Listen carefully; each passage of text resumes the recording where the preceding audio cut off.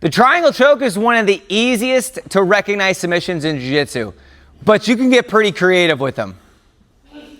So when it comes to being actually creative with the triangle choke, you guys have to understand, we're not just going to be talking about today the amount of triangles that you can actually find in jiu-jitsu in the different positions. It's more important that you guys start learning jiu-jitsu and doing jiu-jitsu from a conceptual perspective. Because when you guys understand that, then you start to realize that the actual triangle choke isn't just with your legs, it's actually with your arms. In fact, with the triangle choke, guys, when you understand this concept, the buggy choke actually starts to make sense. Not from a perspective that you do the buggy choke, but how it actually works. So in this video, guys, I'm not just going to show you 3 or 4 different triangles. I'm going to show you the actual concepts of the triangle so you can literally find these triangles anywhere in jiu-jitsu. So I'm going to show you guys how the triangle actually works. And when I show you how the triangle actually works, you are finally going to understand why the triangle is in almost every position that you can get into jiu-jitsu. But you guys have to understand, we pay attention to the comments and we understand what you guys are looking for. Ethan is one of the best ukis I could use and has an extremely high level of jiu-jitsu. But based off popular demand, we're going to get an uki that we know you guys want to see. Ethan? Wait. Perfect. Okay, guys, so when we think about this triangle choke, Ed, don't make him get the belt. So when it comes to the triangle choke, a lot of people view this position as I'm just using my legs. But when you do jiu-jitsu from more of a conceptual perspective, you start to think about what you're trying to do to your opponent versus what you are actually doing. Let me explain the difference between the two. What I am actually doing right here is I'm just wrapping my leg around his neck with his arm between my legs, and then we're basically squeezing in this position. Maybe you've seen our other videos. You think about cutting this angle and you're doing a great job. You're getting taps. Where this changes for you thinking conceptually is that you start to realize if the back of your knee is really connected to your partner's neck. As in you have some part of your body really connected to the back part of his neck, and you have his shoulder on the other side being collapsed into his neck, whether the elbow goes across or above his head here, then we actually have the choke. Then you start to realize I actually don't need the figure 4 to triangle my partner. I could still obviously get the choke here, but even without the triangle locked up, if I'm like this, I could still choke my partner without my legs locked up. Then it gets even crazier when you realize that your armpit and your hip can actually operate like the back of your knees.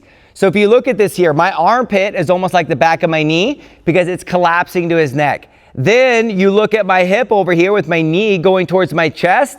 What's it doing to his shoulder? It's collapsing it into his neck. So then when we actually lock up the position here and I turn my angle, I'm thinking about the back of my lat really connecting to his neck. And as I begin to squeeze here, we then get the tap.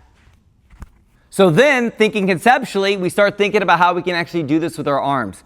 Because in reality, the Darce choke is a triangle choke with our arms.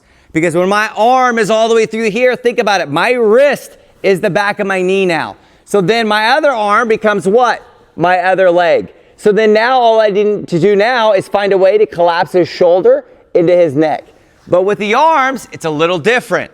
I'm actually going to pull my elbow really tight into his armpit as my wrist is in his neck here.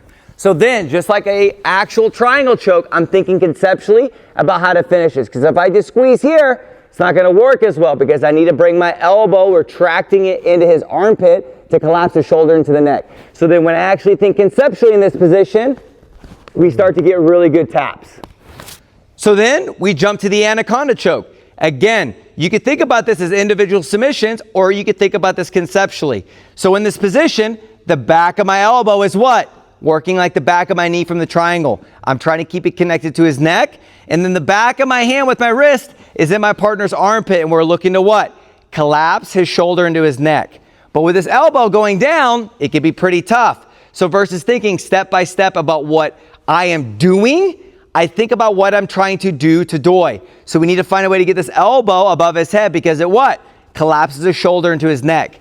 So then when we lock up the anaconda choke, we could then, if he's pulling his elbow down, we could then, because we know we need this elbow above his head, we could pull the elbow up. Then I use my right elbow to retract it towards my chest. Then when we are ready, we go for the slow, nice squeeze.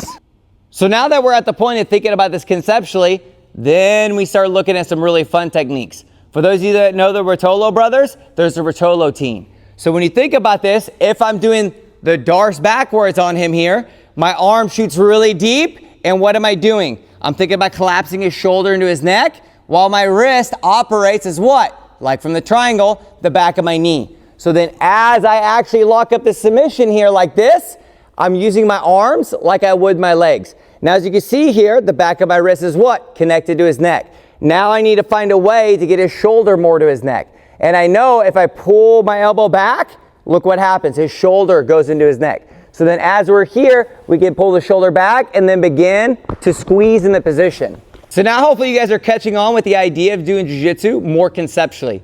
And when we think about this, we could jump to EBI with Andrew Tackett that hit the craziest submission from here. But in reality, when you think about it for technique, whoo, it's crazy.